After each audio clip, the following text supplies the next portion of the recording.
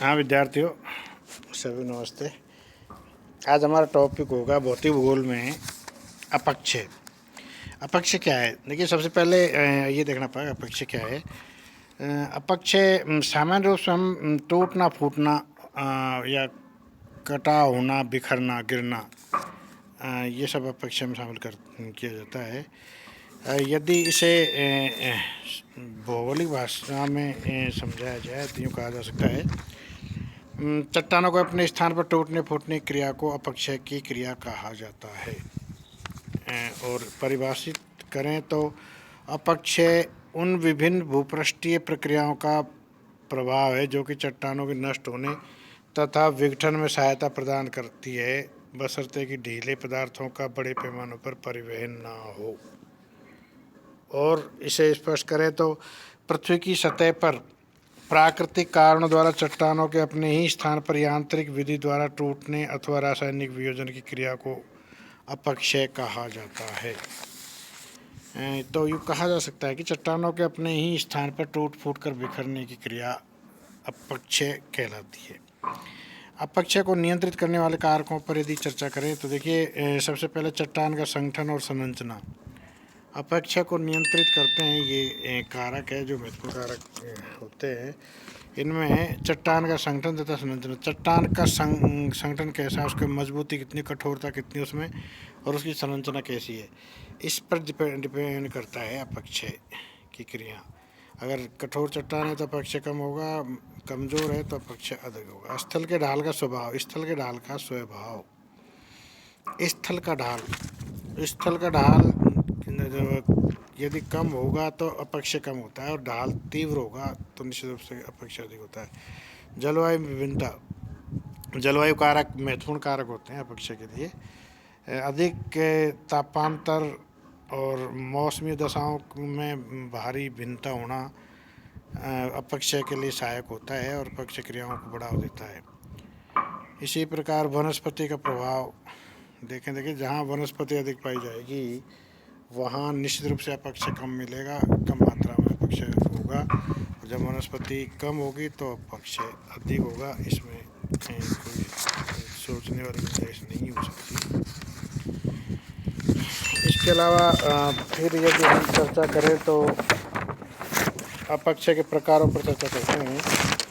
अपक्षय के प्रकारों की बात करें तो इसमें सबसे पहले भौतिक या यांत्रिक अपक्षय पर हम चर्चा करेंगे। भौतिक या यांत्रिक अपक्षय भौतिक क्रियाओं द्वारा, भौतिक कारकों द्वारा, भौतिक रूप से या भौतिक यांत्रिकी द्वारा होने वाले अपक्षय को भौतिक या यांत्रिकी अपक्षय कहा जाता है। इसमें भौतिक तत्वों के द्वारा होने वाला अपक्षय शामिल किया जाता है। एक होता है रासायनिक अपक्षय, जिसमें रासायनिक पदार्थों तत्वों के द्वारा रासायनिक क्रियाओं के द्वारा होने वाला अपक्षय शामिल किया जाता है। रासायनिक अपक्षय भी रासायनिक पदार्थों के अधिक पाए जाने वाले चट्टानों के क्षेत्र में होता है। इसके बाद प्राणी वर्गीय अपक्षय है। प्राणी वर्गीय अपक्षय ये प्राणियों से होने वाला अपक्षय है, जिसमें प्राणी के द्वारा विभिन्न प्रकार के अपक्षय शामिल होते हैं। पशु पक्षियों के द्वारा, अन्य कोई का, मानव, महत्वपूर्ण तो मानव होता है, मानव के द्वारा बहुत बड़ा अपहरण करवाया जाता है। अपक्षय होता है का मानव के आर्थिक क्रियाकलापों से। इसके बाद अपक्षय के प्रभाव यदि हम देखें तो देखिए, अपक्षय के प्रभाव पर चर्चा करें। अपक्षय द्वारा चट्टान चूर्ण का निर्माण होना। अपक्षय के द्वारा सबसे महत्वपूर्ण कारक होता है, प्रभाव पड़ता है इसका, और वो है चट्टान चूर्ण का निर्माण होना, चट्टान चूर्णों का बनना, यूँ कहा जा सकता है। तो ये एक बड़ा फैक्टर, बड़ा कारक है इसका, और बड़ा प्रभाव है अपक्षय का। इसके बाद दूसरा जो है, इसमें चट्टान चूर्ण का निर्माण होता है भाई अपक्षय से। ये इन क्षेत्रों में अपक्षय अपर्दन के लिए सामग्री प्रदान करता है। ये बात सत्य है कि प्राकृतिक क्रियाएं एक दूसरे से जुड़ी रहती है और वो एक दूसरे के सहायक के रूप में संपन्न होती रहती है। अपक्षय क्रिया अपर्दन के लिए जिम्मेदार, यदि अपक्षय नहीं होता तो अपर्दन की क्रिया भी संभव नहीं हो पाती। तीसरा है अपक्षय द्वारा धरातल का नीचा होना। हाँ, बहुत से स्थल, बहुत से भाग ऐसे हैं जो बहुत ऊंचे होते हैं, बहुत दुर्लभ होते हैं या तंग होते हैं। ऐसे क्षेत्र जो है धीरे धीरे अपक्षय की क्रियाओं से टूट फूट कर बिखरते रहते हैं और वो धीरे धीरे नीचे होते रहते हैं। इसके बाद है स्थलाकृतियों का निर्माण। ये बात सत्य है कि अपक्षय की क्रियाओं के द्वारा ही विभिन्न प्रकार की स्थलाकृतियाँ बनती है और विभिन्न प्रकार की आकृतियों का निर्माण होता है। जहाँ जितनी भी क्रियाएं संभव होती है, भौगोलिक क्रियाएं संभव होती है, उसके बाद में वो उन क्रियाओं को पूर्ण होने के बाद अपक्षय और अपर्दन क्रियाएं प्रारंभ होती है और ये बहुत धीमी गति से और सतत चलती रहती है। तो लंबे समय तक, दीर्घ काल तक चलने के कारण फिर ये विशाल परिवर्तन लाती है और विशाल आकृतियों का निर्माण करना और उन्हें नष्ट करना इनका कार्य होता है। तो स्थलाकृतियों का मिटाना और बनाना ये अपक्षय के कार्य है, महत्वपूर्ण कार्य है। के बाद हम अपर्दन चक्र पर चर्चा करना चाहेंगे। अपर्दन चक्र एक चीज़ हम आपको क्लियर करना चाह रहे हैं। सबसे पहले हम ये देखेंगे, देखिए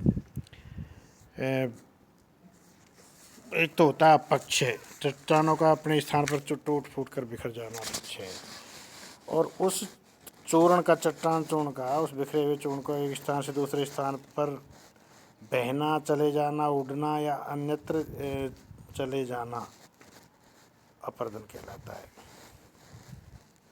और किसी अन्य स्थान पर किसी माध्यम से चले जाने के बाद वही चट्टान चूर्ण का किसी स्थान पर जाकर जमना, उसका निक्षेप कहलाता है।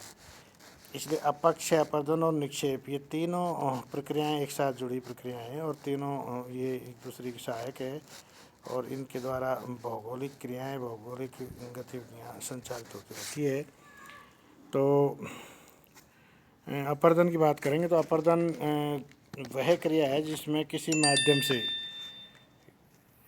एक स्थान पर चट्टानों के बिखरे हुए चट्टान चूर्ण को, अपक्षित पदार्थों को, अपक्षित कणों को, अपक्षय के द्वारा बने बिखरे कणों को अन्य दूसरे स्थान पर अन्यत्र पहुंचाने की क्रिया को अपर्दन कहा जाता है, अपर्दन कहलाता है। अब अपर्दन चक्र में देखिए क्या है अपर्दन चक्र। अपर्दन चक्र को डेविस महोदय ने बहुत अच्छे से समझा है। बहुत बड़े विद्वान हुए हैं डेविस महोदय इसके अपर्दन चक्र के, और इन्होंने बहुत अच्छे से इस चक्र को समझाने का प्रयास किया है और इसको लोगों ने, दुनिया ने स्वीकार भी किया है। इसमें 1899 भौगोलिक चक्र की संकल्पना की स्थापना की थी इन्होंने, जिसके तहत उत्थित भूखंड अपर्दन के प्रक्रम द्वारा प्रभावित होकर एक आकृति विहीन समतल मैदान में बदला जाता है। इसको इन्होंने रूप दिया है, इसके उत्थान, अपर्दन और परिवहन के रूप में दिया है। आपको एक चक्र दिखाते हैं हम, ये देखिए ये डेविस का अपर्दन चक्र है। इस प्रकार वह अपर्दन चक्र पूर्ण होता है जो इन्होंने बताया है। इसमें डेविस महोदय ने बताया है, इसकी 3 अवस्थाएं बताई है डेविस ने अपने चक्र की।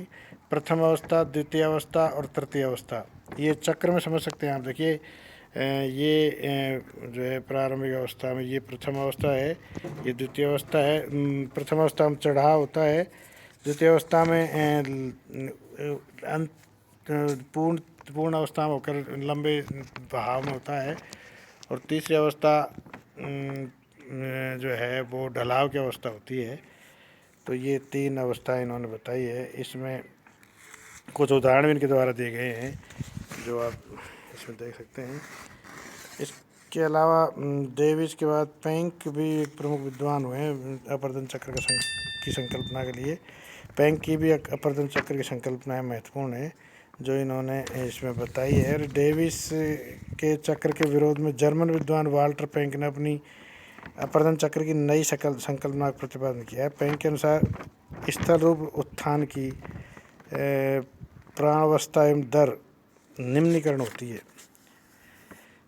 इस प्रकार इन्होंने भी देखिए अपना चक्र बताया है, ये अपर्दन चक्र बताया है। पेंक महोदय ने। और इसमें भी लगभग सिमिलरिटी है, लेकिन बस मध्यम अवस्था जो होती है,